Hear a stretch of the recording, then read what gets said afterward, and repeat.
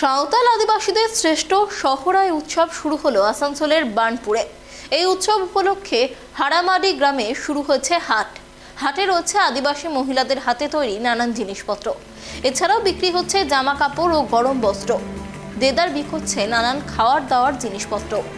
এই হাট চলবে আগামী সহরায় উৎসবের আগের দিন পর্যন্ত।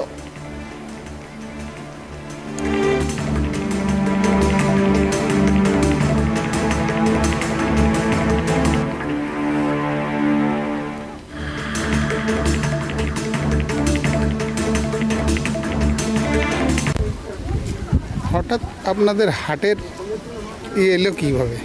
হঠাৎ না, এটা আমাদের তো পুরো পশ্চিম বর্ধমান মানে একসাথে এই আমাদের সরহাই পরবটা একসঙ্গে হচ্ছে পুরো পশ্চিমবাংলায়। সরকার থেকে আমাদের যেটা পরিষেবা দেওয়া হয় সেটাও দিচ্ছে।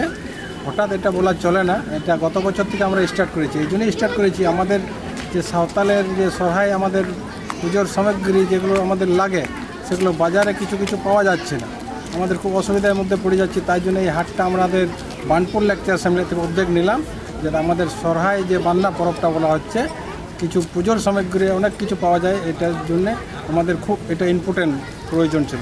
এই নিয়ে দ্বিতীয় বছর আমরা এটা করছি। দেখছি আমাদের জমজমাট বেশ, আমাদের হীরাপুর এলাকা থেকে সমস্ত মানুষ আসছে এখানে, যাতে আমাদের পুজোর সামগ্রী ওরা পায়। সেখানে তো কিছু এইগুলো বাজারে পাওয়া যায় না।